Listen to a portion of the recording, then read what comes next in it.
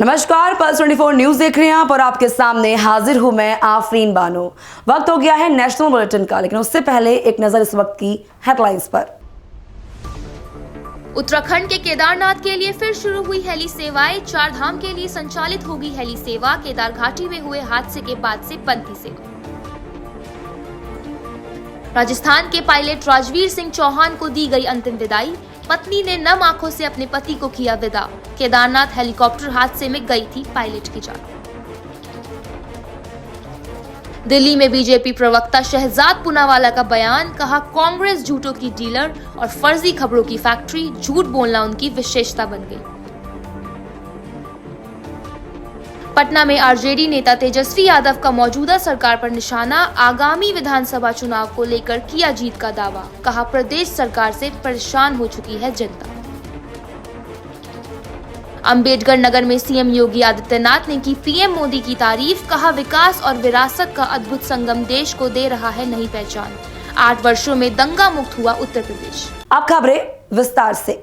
उत्तराखंड के केदारनाथ धाम में हुए हेलीकॉप्टर दुर्घटना के बाद हेली सेवाओं में लगी रोक को हटा दिया गया है, जिसके बाद अब केदारनाथ धाम पहुंच रहे सभी श्रद्धालु हेली सेवाओं का आनंद उठा सकते हैं। इसको लेकर उत्तराखंड नागरिक उड्डयन विकास प्राधिकरण की सीईओ सोनिका ने हेली सेवा संचालन शुरू होने की पुष्टि की है। जो अभी चौपर तैयारियां जो चल रही हैं, आज से जो चौपर स्टार्ट हो गए थे, क्या तैयारियां हैं मैम और किस तरीके की? अभी हम लोगों के यहाँ पे कल तक की हमने सस्पेंड किए थे और आज से हमने रिज्यूम कर दिए हैं अपने हेली ऑपरेशंस। और सभी को बता दिया गया है कि सारी जो भी हमारी क्लियरेंसेस होती हैं, स्पेशली वेदर की भी, वो देखते हुए आगे बढ़ें। और अभी क्योंकि मौसम थोड़ा सा ठीक नहीं है, इसकी वजह से अभी फ्लाइंग चालू नहीं हुई है, लेकिन जैसे ही वेदर क्लियर होता है फ्लाइंग रिज्यूम हो जाएगी। मैम देखा जाए तैयारियां भी चल रही है, चौपर जो कंपनियां हैं मतलब अपने चौपर को तैयार कर रहे हैं और वेदर का खुलने का वो वेट कर रहे हैं, तो किस तरीके से देखते हैं आगे भी? तो हमारे मेट की टीम भी यहाँ पे है, हमारी डीजीसीए की टीम भी यहाँ पे है, सारी टीम यहीं पे है। और based on the weather conditions हमने फ्लाइंग तो रिज्यूम कर ही दी है, और based on the weather conditions जैसे ही पायलट्स, ऑपरेटर्स और जो मेट डिपार्टमेंट है सबका कोऑर्डिनेशन होते हुए आगे बढ़ेंगे। राजस्थान के जयपुर में पायलट राजवीर सिंह चौहान की अंतिम विदाई यात्रा निकाली गई। इस दौरान उनकी पत्नी लेफ्टिनेंट कर्नल दीपिका चौहान अपने पति को नम आंखों से विदाई देती हुई नजर आई। साथ ही अंतिम यात्रा में उनकी लेफ्टिनेंट कर्नल पत्नी दीपिका चौहान आर्मी यूनिफॉर्म में पति की फोटो थामे हुए चल रही थी। इस दौरान हर किसी ने राजवीर के अंतिम दर्शन करने के बाद उन्हें सैल्यूट किया। आपको बता दें कि 15 जून को हुए केदारनाथ हादसे में पायलट राजवीर सिंह चौहान की जान चली गई थी। दिल्ली में बीजेपी प्रवक्ता शहजाद पूनावाला ने कांग्रेस पर जमकर निशाना साधा है। उन्होंने कहा कि कांग्रेस झूठों की लीडर और फर्जी खबरों की फैक्ट्री है। साथ ही कहा कि सरकार को विभिन्न प्रेस विज्ञप्तियों में कहा गया है कि जाति जनगणना की जाएगी, लेकिन कांग्रेस गलत सूचना फैला रही है, क्योंकि ओबीसी के अधिकारों को छीनना कांग्रेस के डीएनए में है। कांग्रेस पार्टी झूठों की व्यापारी है, फेक न्यूज की फैक्ट्री है, फेक न्यूज की जननी है। झूठे ही लेना, झूठे ही देना, झूठे ही भोजन, झूठ चबेना, केवल सुबह शाम झूठ बोलना, ये कांग्रेस का चरित्र बन चुका है। अभी 2 कांग्रेस के झूठ पकड़े गए हैं सरेआम। G7 में भारत को न्योता नहीं मिला, पहला झूठ पकड़ा गया। उन्होंने कहा कि पाकिस्तान के असीम मुनीर को यूएस आर्मी डे में बुलाया गया है और ये भारत की नीतियों की विफलता है, वो झूठ भी पकड़ा गया। अब कांग्रेस पार्टी लगी है एक और झूठ फैलाने में। कांग्रेस पार्टी का कहना है कि एनडीए सरकार अब कास्ट सेंसस नहीं करवा रही है, उस पर यू टर्न कर रही है। क्या ये सच है? इसका भी फैक्ट चेक हो चुका है, और एक नहीं अनेकों बार, क्योंकि कल ही जो पीआईबी द्वारा प्रेस रिलीज जारी किया गया था होम मिनिस्टर अमित शाह जी की बैठक के बाद, उसमें साफ साफ लिखा है कि कास्ट एन्यूमरेशन किया जाएगा। केवल 15 जून की प्रेस रिलीज नहीं, 4 जून की प्रेस रिलीज में भी ये साफ शब्दों में लिखा गया है कि कास्ट सेंसस करवाया जाएगा। और 30 अप्रैल की भी अधिसूचना और प्रेस रिलीज में लिखा गया है कि कास्ट सेंसस करवाया जाएगा। पर कांग्रेस पार्टी बार बार ये झूठ क्यों फैला रही है? क्योंकि कांग्रेस की मंशा रही है हमेशा ओबीसी समाज के अधिकारों का हनन करो। हमने देखा है कि कर्नाटका में 10 साल तक सर्वे के नाम पर 165 करोड़ रुपए जनता के फूंकने के बाद अब सो कॉल्ड रीसर्वे करवाया जा रहा है। ये रीसर्वे नहीं है, ये केवल और केवल ओबीसी समाज के अधिकारों को मारने का एक तरीका है। और वहां के मुख्यमंत्री ने भी बताया कि यह निर्णय कर्नाटका की सरकार का नहीं बल्कि एक एक्स्ट्रा कॉन्स्टिट्यूशनल बॉडी का है, हाई कमांड का है, जिन्होंने कहा कि 10 वर्षों के बाद इतने पैसे खर्चे करने के बाद कर्नाटका के ओबीसी समाज का अधिकार देने के बदले रीसर्वे कराओ। क्योंकि कांग्रेस की तो मंशा यही है ना कि ओबीसी समाज के अधिकारों को छीनकर, एससी एसटी समाज के अधिकारों को छीनकर अपने विशेष वोट बैंक को दे दे। इसीलिए तो कहते हैं ना कि हमेशा कांग्रेस पार्टी ने ओबीसी के अधिकारों का विरोध किया है और आज भी कांग्रेस पार्टी वही कर रही है। वो कहते हैं ना, झांकी रही भावना जैसी, प्रभु मूरत दिखे तिन तैसी। अरे भाई, 1951 में कास्ट सेंसस सबसे पहले रोका किसने? जवाहरलाल नेहरू जी ने। 1960s में आरक्षण का विरोध किया किसने? जवाहरलाल नेहरू जी ने। 1977 में जब जनता पार्टी की सरकार आई और मंडल कमीशन आगे बढ़ा तो उसकी रिपोर्ट का विरोध किया किसने? इंदिरा जी और राजीव जी की सरकार ने। जब इस रिपोर्ट को लागू किया गया तो पार्लियामेंट में खड़े होकर इसका विरोध किया किसने? राजीव गांधी ने। इनफैक्ट राजीव गांधी ने तो कहा कि आरक्षण का लाभ बुद्धुओं को मिलता है। 2004 से 14 के बीच में भी कांग्रेस पार्टी ओबीसी के सारे अधिकारों को छीनकर, एससी एसटी समाज के अधिकारों को छीनकर मुसलमान वोट बैंक को देना चाहती थी। एएमयू और जामिया के आरक्षण को भी खत्म करके उन्होंने एससी एसटी समाज के अधिकारों का हनन किया। और आज भी कर्नाटका हो, तेलंगाना हो, वहां पर मुस्लिम आरक्षण के नाम पर ओबीसी एससी एसटी समाज के आरक्षण को ही नुकसान पहुंचाकर, आंबेडकर जी की विचारधारा के खिलाफ जाकर वो आरक्षण का लाभ मुसलमानों को देना चाहती है, पर ओबीसी एससी एसटी समाज को नहीं देना चाहती। यही कांग्रेस की ओबीसी विरोधी मानसिकता है, एससी एसटी विरोधी मानसिकता है, जिसकी वजह से उसने आजीवन कास्ट सेंसस का भी विरोध किया और आरक्षण का भी विरोध किया। और आज जिन लोगों ने हमेशा कास्ट सेंसस और कास्ट सर्वे के साथ खिलवाड़ किया है, वही लोग दूसरों पर झूठा आरोप लगा रहे हैं, पर उनका झूठ पकड़ा गया है। अब कर्नाटका में कास्ट सर्वे के बारे में और हिमाचल में कास्ट सर्वे क्यों नहीं करवाया जा रहा है, और अगर तेलंगाना का मॉडल इतना ही बेहतरीन है तो इस मॉडल को कर्नाटका और हिमाचल में लागू क्यों नहीं किया जा रहा है, इसका जवाब कांग्रेस पार्टी को देना होगा।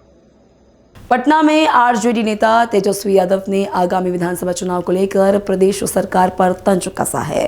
तेजस्वी यादव ने कहा कि मौजूदा सरकार से लोग परेशान हो चुके हैं और इस सरकार से छुटकारा चाहते हैं। उन्होंने कहा कि मुझे पूरा विश्वास है कि इस बार बिहार की जनता बिहार की इस सरकार को उखाड़ फेंकेगी और हमारे पास विजन रोड मैप है जिससे लोग आरजेडी के साथ जुड़ना चाहते हैं। है कि आने वाला बिहार का चुनाव होने जा रहा है, जो कि एकमात्र इस साल पूरे देश में केवल बिहार राज्य ही है जहां चुनाव होने जा रहा है।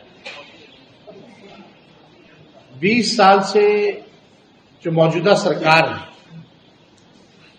लोग उससे परेशान हैं। लोग बदलना चाहते हैं, बदलाव चाहते हैं। 20 साल पुराना खटारा गाड़ी पे लोग, खटारा सरकार पर अब लोग विश्वास नहीं करते। हम लोग जनता के बीच जाते हैं, लगातार हम बिहार भी घूमे हैं, कई घटना जहां जहां हुई है वहां भी हम पहुंचे हैं। लोग मौजूदा सरकार से बेहद परेशान हैं और लोग छुटकारा चाहते हैं।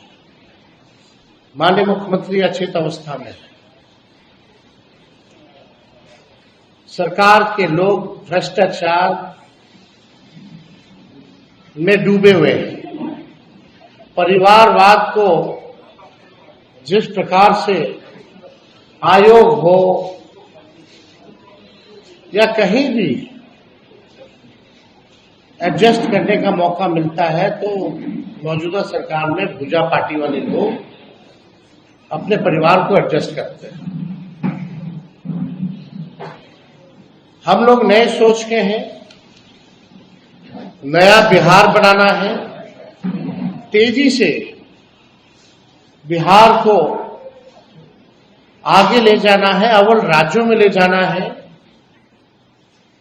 हम लोग पॉजिटिव राजनीति करना चाहते हैं, मुद्दे की राजनीति करना चाहते हैं। जो जनता के मुद्दे हैं उसके लिए हम लोग लड़ रहे हैं, उनकी आवाज बन रहे हैं। और इस बार मुझे पूर्ण विश्वास है कि बिहार की जनता बिहार सरकार को उखाड़ के फेंकेगी और एक नई सरकार जिसके पास विजन है, रोड मैप है। हमको बड़ी पीड़ा होती है कि हमारा राज्य सबसे गरीब क्यों है, हमारे राज्य में सबसे ज्यादा पलायन क्यों है, सबसे ज्यादा बेरोजगारी क्यों है, पीड़ा होती है। प्रति आय व्यक्ति सबसे कम क्यों है, किसान बदहाल क्यों है, मजदूर की स्थिति ठीक नहीं है। ये देख करके पीड़ा होती है। कोई उद्योग धंधा नहीं है बिहार में, और 20 साल से मौजूदा राज्य सरकार शासन में है। एक उद्योग धंधा जो है ढंग का, इंडस्ट्री जो है वो बिहार में नहीं लगा। कोई ढंग का फूड प्रोसेसिंग यूनिट नहीं लगा। केंद्र सरकार में 11 साल से मोदी जी प्रधानमंत्री है, चीनी मिल नहीं चालू करा पाते हैं प्रधानमंत्री। ये स्थिति है। हम लोगों के पास विजन है, रोड मैप है, और हम लोगों ने 17 महीने में काम किया है। जो भी हमारा मुद्दा था 2020 का, चाहे जाति आधारित गणना का हो, आरक्षण की सीमा का हो, नौकरी रोजगार का हो, मानदेय बढ़ाने का हो, पॉलिसीज बनाने का हो, शिक्षा हो, स्वास्थ्य हो, टूरिज्म हो, हर एक क्षेत्र में मात्र 17 महीने में काम हुआ। और 17 महीने कुछ भी नहीं है। और हम मानते हैं अभी भी कि हमारा वो 2% भी नहीं था जो हम बिहार के लिए करना चाहते हैं। तो इसलिए कई बार जो है लोग जो है चाहते हैं राष्ट्रीय जनता दल से जुड़ना। ओडिशा के सीएम मोहन चरण मांझी ने भुवनेश्वर में नियुक्ति मेले में 664 से अधिक नियुक्ति पत्र सौंपे। इस दौरान सीएम ने सभी को शुभकामनाएं दी। सीएम ने कहा कि हमने अपने घोषणा पत्र के अनुसार 28,446 सरकारी नौकरियों में नियुक्ति दी है। साथ ही आने वाले समय में हम और भी नियुक्तियां देंगे। वहीं सीएम ने कहा कि निश्चित रूप से हम एक समृद्ध ओडिशा, एक विकसित ओडिशा बनाएंगे। निश्चित रूप से आज एक ओडिशा की गणपर्व रज संक्रांति का आज आखिरी दिन है और लोग आज सारा उड़ीसा प्रदेश में रज संक्रांति, रज उत्सव के नाते खुशी मनाई जा रहे हैं। इसी आधार पर आज जो 10वां नियुक्ति मेला था, इसमें से आज 964 5 विभागों में हम आज नियुक्ति मेला में उनको अपॉइंटमेंट लेटर दिया और राज्य सरकार के एक कर्मचारी और अधिकारी के नाते काम करने के लिए आज उनको आशीर्वाद भी किया। और निश्चित रूप से आज तक नया सरकार आने के बाद हमने गवर्नमेंट सर्विस में जैसे हमारा प्रतिश्रुति और मैनिफेस्टो मुताबिक हमने आज तक 28,446 नियुक्ति हमने दे दिए हैं। और उड़ीसा सरकार की जैसे पहले आउटसोर्सिंग हो रहा था, कॉन्ट्रैक्चुअल में जा रहा था, हमने डायरेक्ट उनको आज अपॉइंटमेंट देते हुए उनको काम करने के लिए बहुत बड़ा कदम उठाई। इसी आधार पर अगले दिन में भी हम निश्चित रूप से और 40,000 से ज्यादा हमारा जो यूथ है जिनका क्वालिफिकेशन अच्छा हो, उनको एक स्वच्छ नियुक्ति प्रक्रिया से हम उसको नियुक्त करेंगे। और उनके साथ साथ जो प्राइवेट सेक्टर में जैसा इंडस्ट्री, कोई प्रतिष्ठित और बिजनेस सेंटर में भी उनको प्राइवेट सेक्टर में नियुक्ति देने के लिए भी आज हम 45,000 तक पहुंच गए एक साल में। दूसरे साल में हम उसको अभी जैसा हमारा जो शिल्पायन में जैसे Utkarsh Odisha make in Odisha conclave 2025 का हमने अच्छा कॉन्क्लेव कराया था, प्रधानमंत्री जी आए थे और उसी आधार पर हमने आज जैसे ग्राउंड ब्रेकिंग कर लिए हैं। इसी आधार पर 1,78,000 से ज्यादा इन्वेस्टमेंट हो रहा है और 1,10,000 से ज्यादा यूथ को हमने सर्विस देने के लिए वो भी तय कर लिया। और अगले दिन में हम निश्चित रूप से जो रोजगार और नियुक्ति प्रक्रियाकरण में बहुत आगे हमारा उड़ीसा अभी चल रहा है। निश्चित रूप से हम विकास के नाते समृद्ध उड़ीसा और विकसित भारत बनाने में जो हमारा बहुत बड़ा मिशन है और हमारा स्टेट का जो ग्रोथ इकोनॉमिक ग्रोथ हम चल रहा है और हम तो नेशनल जो रेट है उनसे ज्यादा हमारा उड़ीसा है और आगे भी हमने कैसे और आगे बढ़ सके उसी आधार पर काम कर रहे हैं। निश्चित रूप से जो मैन पावर हमको मिलेगा और जो आज एम्प्लॉयमेंट ज्यादा बढ़ने से हमारा बजट को अच्छा ढंग से हम कैसे 99% हम उसको एक्सपेंडिचर कर सके तो निश्चित रूप से हमारा जीडीपी भी बढ़ेगा, विकास भी होगा और इंफ्रास्ट्रक्चर ऐसे आगे बढ़ेगा जैसे कि आज हमारा जो मिश्रित अर्थनीति और उनके साथ साथ जो शिल्पायन के बारे में सोच रहे हैं, निश्चित रूप से हम एक विकास का शिखर पर पहुंच सके। धन्यवाद। अंबेडकर नगर दौरे के दौरान सीएम योगी आदित्यनाथ ने एक जनसभा को संबोधित किया। सीएम ने कहा कि आज हम एक नए भारत में रह रहे हैं। प्रधानमंत्री मोदी के नेतृत्व में नया भारत विकास भी करता है और विरासत पर गौरव की अनुभूति भी करता है। आज विकास और विरासत का अद्भुत संगम देश को एक नई पहचान दे रहा है। साथ ही सीएम ने कहा कि अपराध और अपराधियों के प्रति जीरो टॉलरेंस की सरकार की नीति का परिणाम है कि पिछले 8 वर्षों में उत्तर प्रदेश दंगा मुक्त हुआ है। आज हम एक नए भारत में रह रहे हैं। प्रधानमंत्री मोदी जी के नेतृत्व में नया भारत विकास भी करता है तो विरासत पर गौरव की अनुभूति भी करता है। विकास या जो सड़क के नाम पर, बिजली के नाम पर, शुद्ध पेयजल के नाम पर, मेडिकल संस्थान के नाम पर, आईटीआई और पॉलिटेक्निक के नाम पर आपको उपलब्ध हो रहा है और विरासत वहां जो श्रवण धाम और शिव बाबा धाम के नाम पर, अयोध्या में राम मंदिर के निर्माण के नाम पर, काशी में काशी विश्वनाथ धाम के नाम पर हम सब देख रहे हैं। बहनों और भाइयों, 2017 के पहले एक सपना था, आज इस सपना ने ये हकीकत है। आज विरासत और विकास का अद्भुत संगम हमारे देश को भी एक पहचान दे रहा है और पहचान देने के साथ साथ उत्तर प्रदेश और देश का नाम देश और दुनिया के अंदर स्थापित करने का काम भी कर रहा है। आपने देखा होगा लगातार सरकार कुछ न कुछ नया करने का काम करती है। बेहतर सुरक्षा की व्यवस्था कर रही है, बेहतर व्यवस्था देने का काम कर रही है।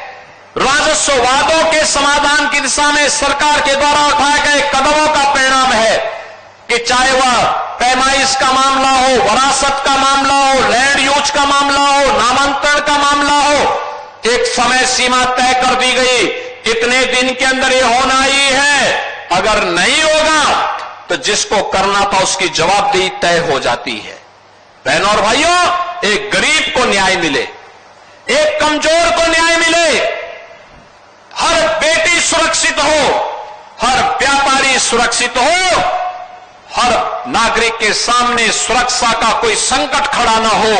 एक तरफ सरकार इसको प्रभावी ढंग से लागू करने का कार्य कर रही है तो दूसरी तरफ अगर कोई सुरक्षा में सेंध लगाने का काम करेगा, बेटी और व्यापारी की सुरक्षा में खतरा पैदा करेगा, तो कानून का डंडा उसको ऐसे चपेटे में लेगा जैसे कि उसने कभी सोचा भी नहीं होगा और आने वाले समय में उसकी 7 पीढ़ियां याद करेंगी कि कानून के साथ खिलवाड़ करने और किसी गरीब को परेशान करने की कीमत क्या होती है।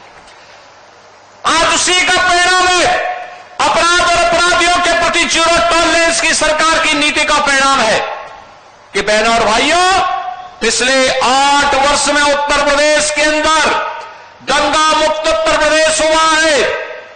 ये उत्तर प्रदेश दंगा मुक्त हुआ है। उत्तर प्रदेश अपराध मुक्त हुआ है।